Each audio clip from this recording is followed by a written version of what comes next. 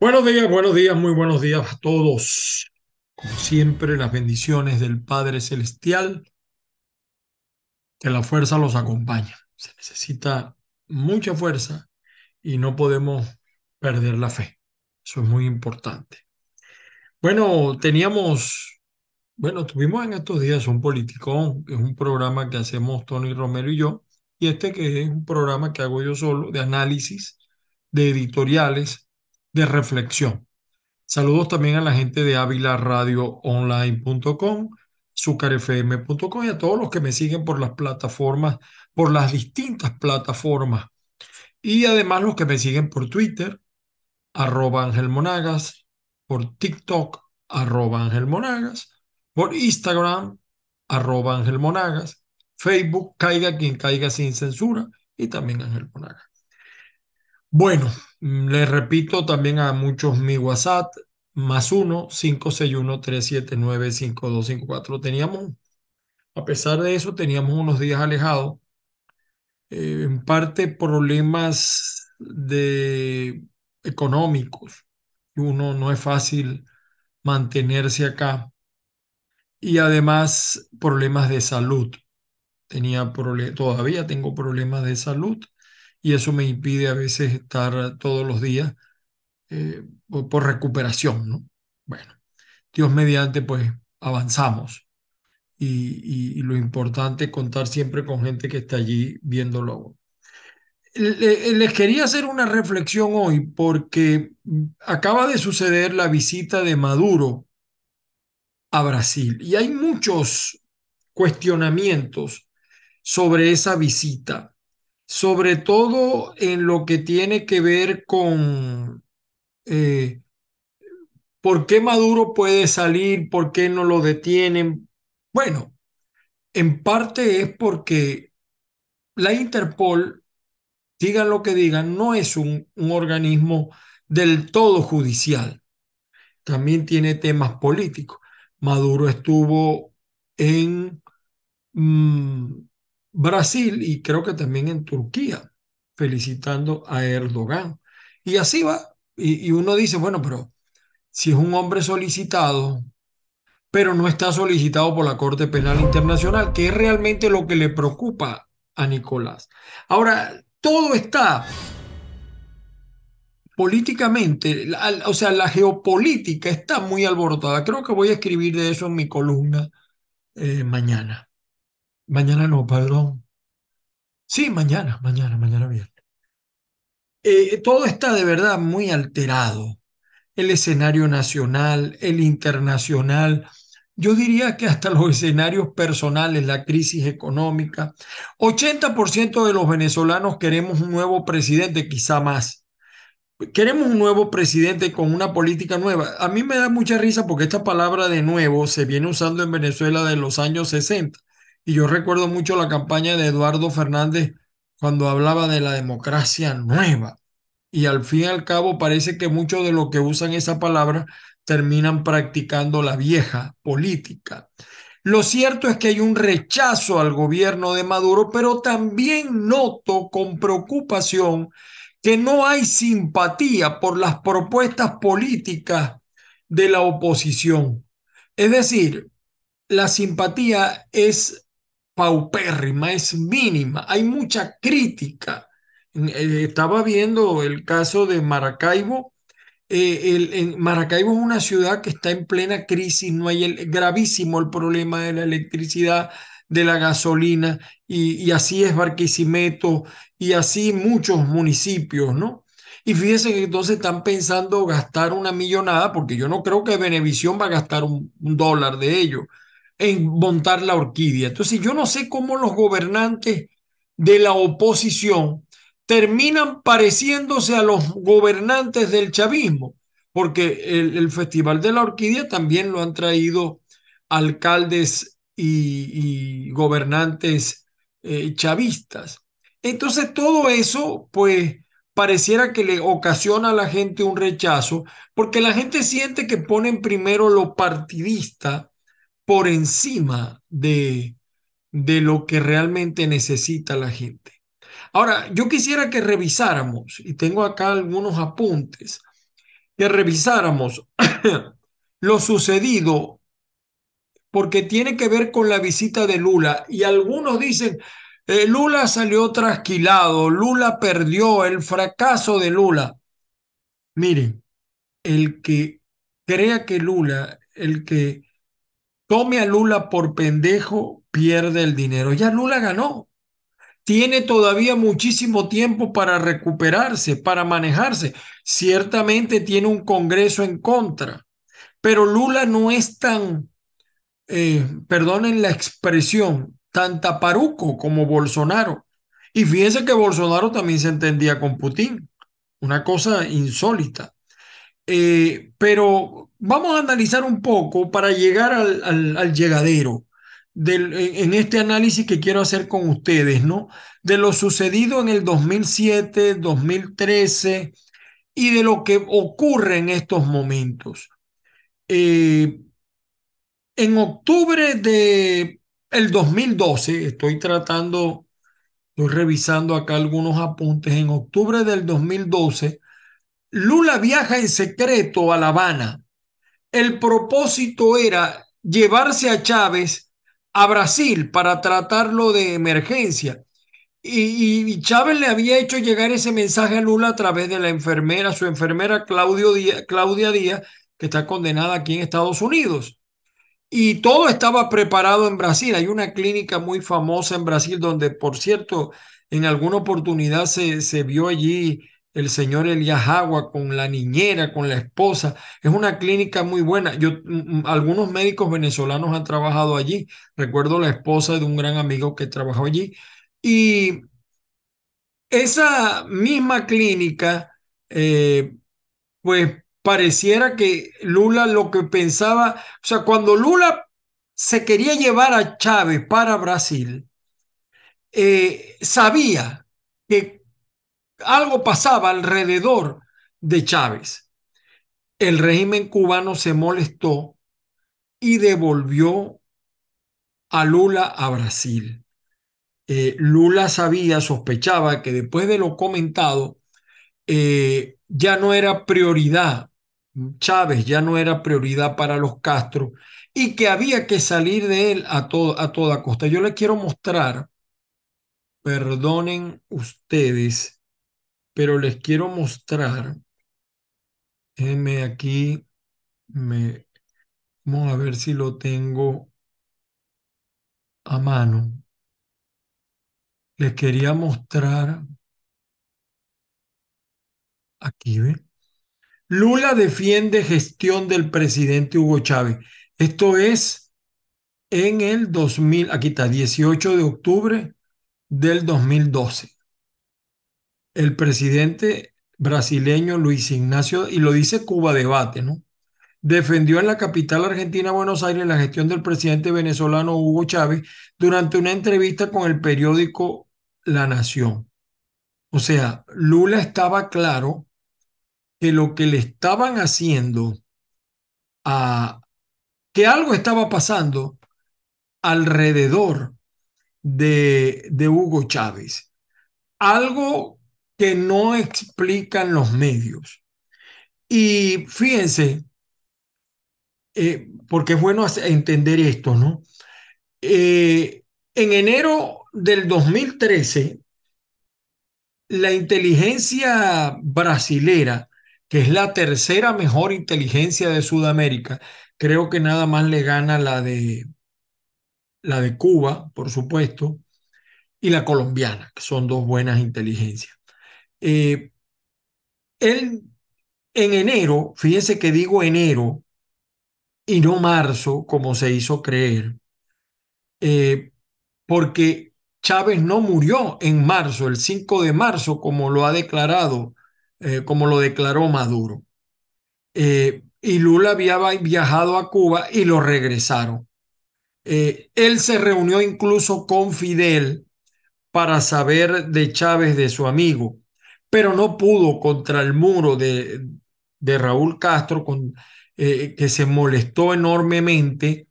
Y ya en noviembre Raúl había ordenado al G2 cubano, hay que aminorar, disminuir, amortizar a el señor Lula. Y les voy a demostrar, perdonen ustedes, volvemos a recurrir aquí a, para mostrarles a ustedes, porque estaba revisando periódicos aquí. Lula llegó a Cuba y podrá visitar a Hugo Chávez. Esto fue el 29 de enero del 2013. Cuando Lula está allí, ya sabe que Chávez no lo dice, pero lo que quería era descubrir, verificar que ya Chávez no estaba vivo. Y eso evidentemente que molestaba al tirano Raúl Castro, que era el que realmente gobernaba. Y fíjese cómo cuando Raúl Castro da la orden de disminuir a Lula, eso de enfrentarse a Raúl Castro, Lula diplomáticamente pues mantiene en apariencia una buena relación con Cuba, pero está en otro proyecto para Brasil. Lula tenía otra idea para Brasil. Sin embargo, en su interior tiene, Lula tiene la amargura de que pudo haber evitado el destino de Hugo Chávez. Y les voy a volver también a demostrar, y estoy haciendo estas cosas porque algunas personas creen que uno aquí se sienta a decir las cosas por invento. No, no, esto es producto de un análisis, ¿no? Aunque a algunos no les guste reconocerlo. Miren, el diario La Jornada dice, empieza investigación contra Lula por supuesta corrupción. ¿Ve? ¿Se dan cuenta? Esto fue ordenado, o sea, aquí tenía la mano metida el G2 cubano. Aquí está, ¿ve? En abril del 2013. Ya Chávez oficialmente estaba muerto el 5 de marzo. ¿Se dan cuenta ustedes por dónde vienen los tiros? Perdonen que abuse, pues nuevamente se los digo, de este tipo de planteamiento. Ahora, ¿qué podemos sacar con esa conclusión? De que Lula, aunque yo no puedo asegurar, ni nadie puede saber qué conversó Lula con Maduro. Lo sabrán los asesores muy cercanos de Lula o de Maduro. Pero ¿en qué anda en realidad? Es una preocupación. Maduro sabe, yo quiero que ustedes entiendan esto, que se dice poco, pero hay que decirlo porque hasta los medios aquí le cayeron a Lula. Y yo no estoy diciendo que Lula es bueno, ¿cierto? Pero Lula llama a Maduro traidor, traidor. Eh, y es bueno saber o suponer qué fue lo que pasó allí o está pasando allí.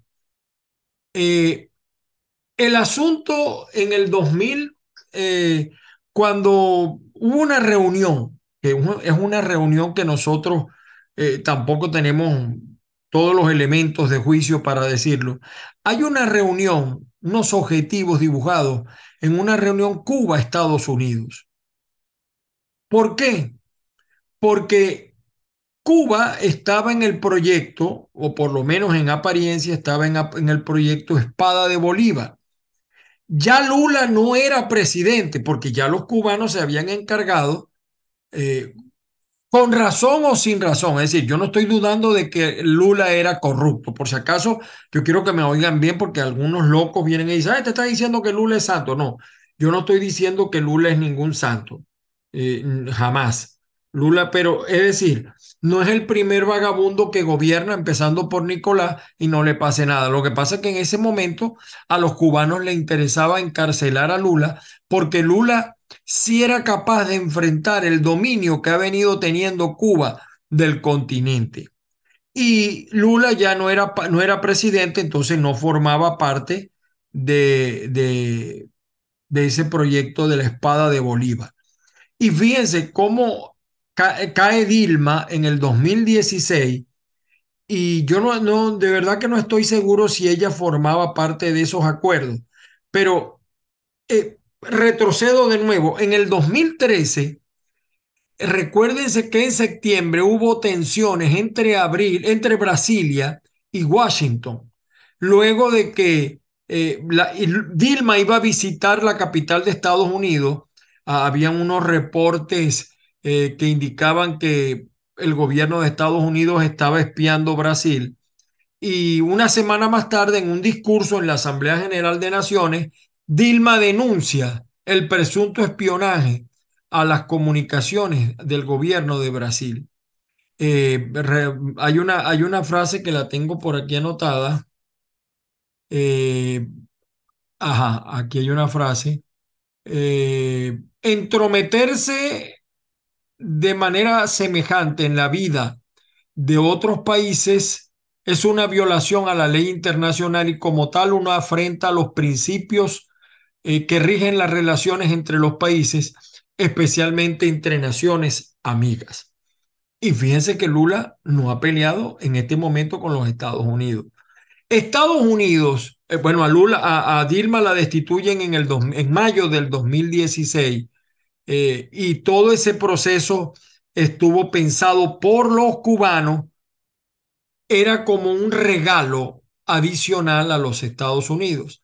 Estados Unidos entre el 2012 y el 2013 tuvo una intensa operación de inteligencia en el continente latinoamericano relacionados con los acuerdos en proceso, así como las preocupaciones acerca de esto que nosotros hemos llamado la Operación Salomé, donde están metidos los cubanos. Recuérdense lo que estábamos hablando acerca de la sustitución de Nicolás Maduro. eh, los cubanos le garantizaron que iba a haber un tránsito sin los sobresaltos. En ese momento creo que estaba el señor Insulza de canciller. ¿Quién amarraba a Insulza? No lo sé. Los cubanos posiblemente, no lo sé.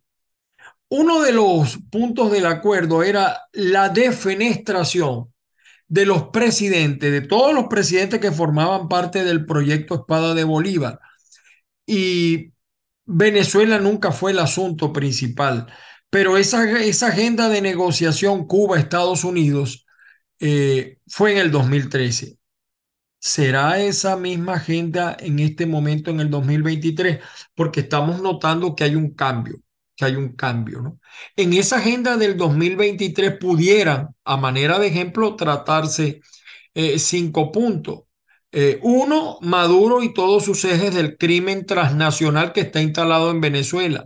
Allí está el señor Tarek El Aissami con gran importancia, que fue la pieza de bona fide, es decir, de buena fe, que regalaron los cubanos para mostrar voluntad de resolver. Es decir, está claro que Tarek El Aissami sale por una jugada de los cubanos, porque los cubanos siguen siendo los grandes padres de todos estos procesos.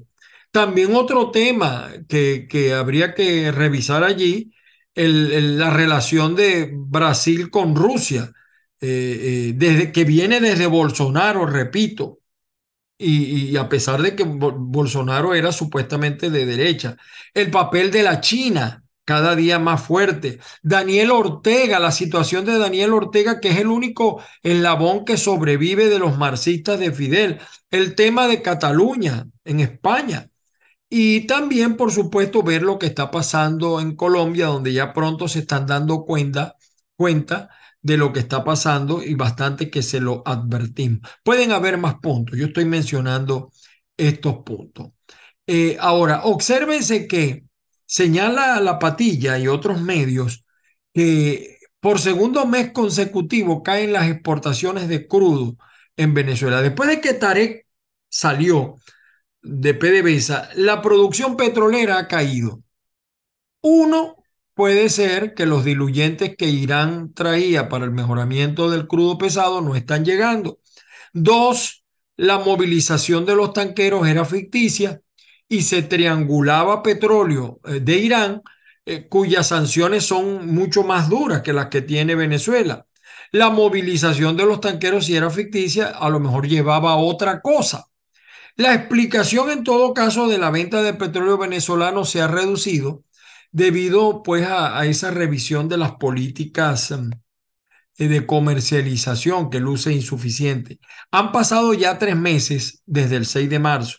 En el peor de los escenarios, se habría mandado petróleo a Estados Unidos, pero ahí lo que se está es pagando deuda y, por cierto, muy poco petróleo.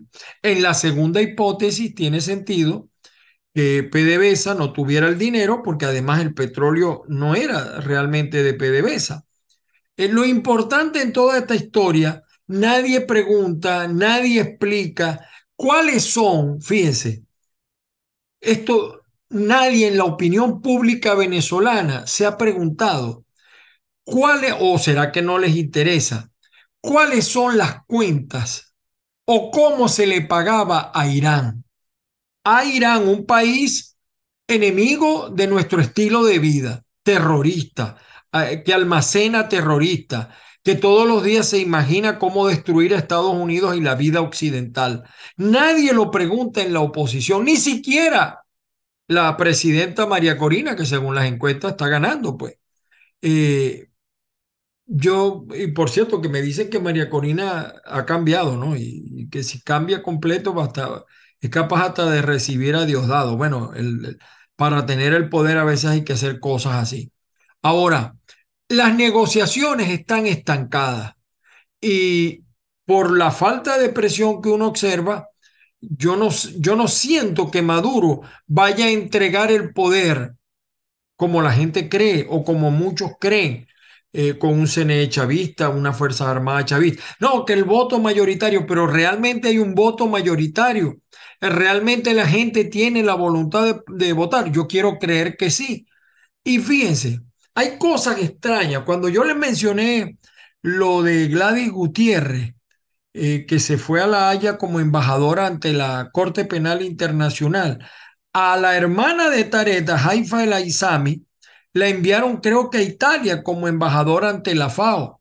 Eso fue en el 2021. Prácticamente Maduro se quedó sin embajadores en Europa, eh, con el desconocimiento de su presidencia. Solo quedan 3 embajadas que por ser de la ONU tienen que estar los de Maduro allí, el Consejo de Derechos Humanos en Ginebra, la Corte Penal Internacional en La Haya y la FAO en Italia. He estado indagando y no sé si a Haifa El Aizami la han sustituido. Parece extraño, ¿no? Es extraño. Pero eso está pasando. Quizás este tema no le interesa a muchos, pero Venezuela tiene unos compromisos con Irán. Supuestamente con la salida de Tarek, eso está muerto. Pero ¿hasta qué punto está muerto? Recuérdense lo que pasó en Lechería.